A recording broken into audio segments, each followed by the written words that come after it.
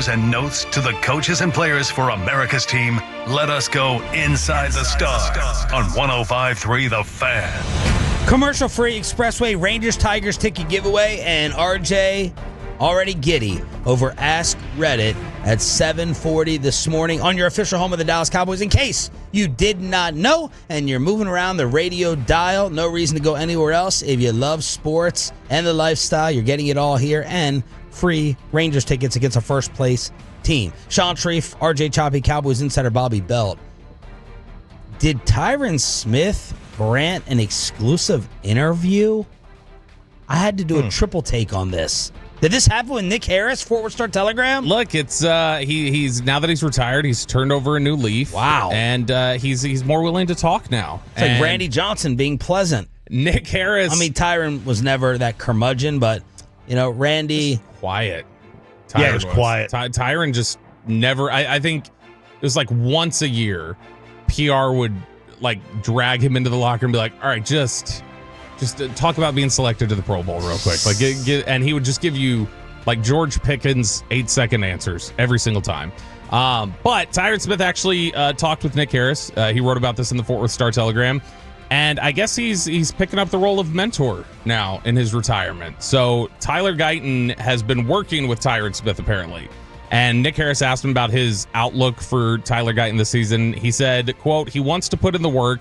He just needs a little technique work, which he's doing right now. I feel like it's going to be a different type of year for him to slow the game down and get the rookie nerves out. I think he's building more confidence in his technique because he's learning a lot more now.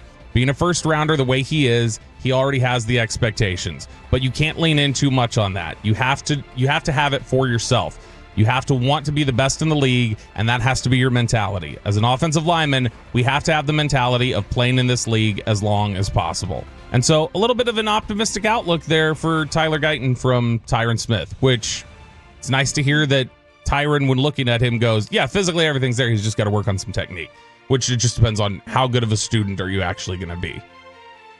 And you think of the technique way back when with DeMarcus Ware and Tyron, Micah Parsons getting in that work. You know, Tyron would sit there because you look at him and he's maybe the most physically impressive NFL player you've ever seen. Yep. Yeah, he's a statue, but don't sleep on Tyron Smith's technique because he would sit there after a lot of practices and work on it. Yeah, he was a guy who was like considered a perfect, clean, like teach tape technician. And he wasn't always considered that way early on in his career. Like early on in his career, he absolutely had some, bumps and bruises along the way. And so for him to be able to basically look at Tyler Guyton and say, yeah, this is salvageable, and it's not just salvageable, like he's going to have an improved year, that's pretty optimistic. And I don't think there's anybody better to be able to kind of pass on technique and knowledge and some of the things that he does. Because you mentioned the DeMarcus Ware to Tyron aspect. Tyron then turned that around for Micah his rookie year. So Tyron was really helpful with Micah and showing him like, hey, here's what you do. This is how you attack things. This is what you got to do, set things up here. And so if he can flip that around and do it to Tyler Guyton, then that makes me all the more optimistic. Not like significantly so. We hear about guys coming in, helping players out all the time. But it's enough to just go, okay, Tyler Guyton's just taking the right steps, though. He's asking the right people, and he's clearly working at improving things. Over on Reddit, this actually kind of ties into this. Oh, ask Reddit early. Hit the intro, Peyton. I saw this over on Reddit yesterday. It was on the Cowboys forum, and I wouldn't have brought this up except I was stunned to see what the fan response was. So the question was, which Cowboys player would you pick for an all-pro season? Basically, like if you were guaranteed that one of these guys would have an all-pro season between these young players, who would you pick? And it was Jake Ferguson, Tyler Guyton, and Mazi Smith. And the runaway winner was Mazi Smith in the comments. That's more of an indictment maybe on the position. Are you joking? Mazi was the number one response and the highest voted response in the entire conversation. And look, if Mazi Smith is good this year, if they get improvement, I feel like we need to cancel Ask Reddit just because of this. Reddit should just be disqualified. If they get all pro level play out of Mazi Smith, that's great. They will. That helps. He will help against the run. They'll be a better defense if they get that level of play from him. It'll be legitimately helpful to what they're trying to do this year. But did you drink anything last night? No, why? Because I think you may have misread this. I think you tallied the votes incorrectly. Look, I don't think it could be Ferguson because of the position. You got 4 guys. You said all pro or Pro Bowl? All pro. All pro. Yeah. Kelsey, Kittle, Laporta, Bowers. Very hard to crack. Very hard to crack. At left tackle, good luck. I think it's an attrition thing, right? It's just like, all right. Give you credit for that point. It's a good one. I don't know if I'm giving Reddit. I'm not giving Reddit that much credit. Like, look at the depth at the different spots at the league. Which one's the most attainable and which one's the most likely? That's the most shocking thing I've heard in 2025. Look, it's any one of those guys being an all-pro clearly makes them better. Like, anytime you can add an all-pro player, that clearly helps. The one that's the least impactful to me is Jake Ferguson. Like if you get an all-pro season, or if you don't get an all-pro season, I don't know how much different their offense is. Give me Mazi's PFF grade last year. Guess it. 58. Sure, 59. Not close. 45. 34.8. No. I don't know if we've ever had a lower... He said no. 34.8. That is 207 out of 219 eligible defensive players at his spot. 207th out of 219. 34.8. The red almost like flickering on my screen because it's trying to go over to another color because that's so awful and bad. That's pretty bad. 34.8? And look, if he's Even better, if you don't like PFF and you think they're 15 or 20 points off and you want to move it up to a 50, that's still failing. That's still bad. That's awful. That's awful. The run defense grade was a 36. The pass rush was a 50.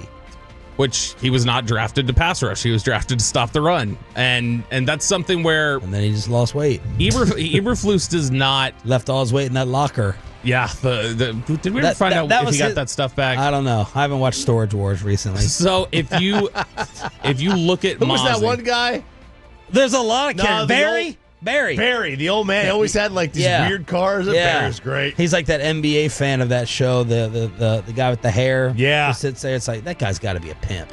The thing that this basically comes down to is like, you need the offensive line to be really good this season if you want this season to go any sort of way that you hope.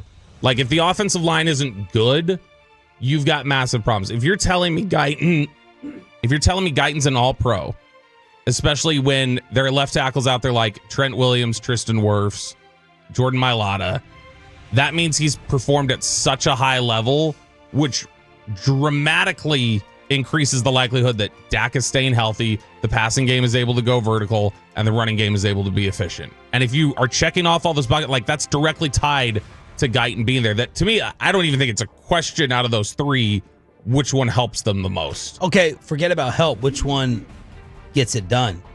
If one has to. Guyton or Ferguson?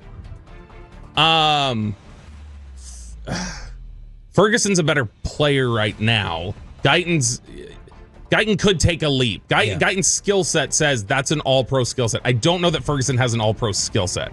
Yeah. Like, I don't know how much more there is to tap into relative to the rest of the league. Guyton's traits are up there with some of the best in the league. Yeah, I mean, none of them are going to happen, but to the spirit of Ask Reddit coming up here in a few minutes. I'll say that. What? The spirit of Ask Reddit. Yeah, so answer, most likely. Look, I honestly think that because of the position, Mazi? probably is Mazi because of the position. Bobby, like if now real quick, if Guyton is, this is a 12-win team, right? If your left tackle is an All-Pro, you're short of him being the Browns' Joe Thomas. Yeah, you know the way this team is constructed. If they've got at least, they're probably Tyler Smith too. Might have two All-Pros in the line. That's going to be a good team. Yeah, look, I mean, to me, it's just, if you're talking about, I don't know that Mazi Smith being an All-Pro next year changes their win total. I don't know that Ferguson being an All-Pro next year changes their win total. Guyton being an All-Pro next year directly correlates to me, probably 2-3 wins. Another 8-win prediction for the Cowboys as we are inside the Star on your official home of America's team. Dude, how about this? So I was looking through DraftKings, and you get some good value, I think, in the Cowboys. So you can bet exact win totals. So it's not just that, like, oh, hey, their win total over under is 8.5 for the year, 9.5 for the year. No, you can bet the exact number of games that each NFL team is going to win. And I went and looked. I was like, all right, you know what? Let's see what the Cowboys are.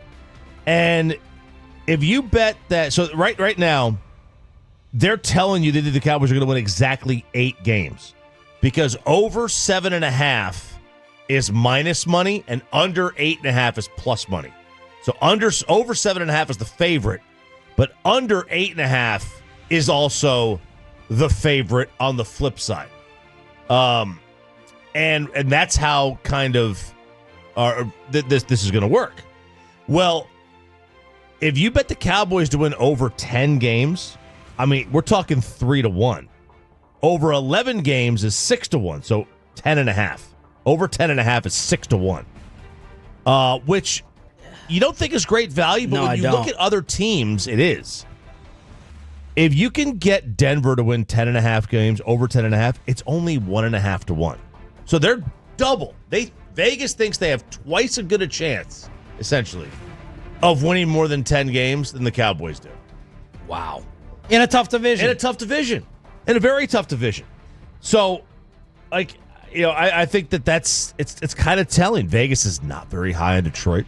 That they're going 10 games this year, tops. That's a big drop off from last year. If you wanted to bet Detroit to win like 14 games, I mean, you're looking at 16-1, a lot, right?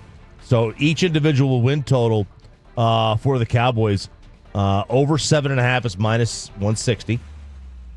Over 8.5 is plus 120. So it's like they don't think it's going to happen. They think 8 is the number right there for the Cowboys. If you think they're going to win, less than 9.5 games, you got to lay some pretty serious juice, minus 250.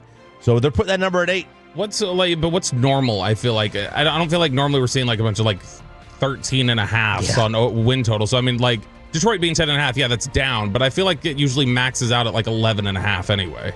Yeah. I mean, you want to do what? Buffalo? Yeah. Let's see, Buffalo here. Okay, so the Bills, over 11.5 is minus 175.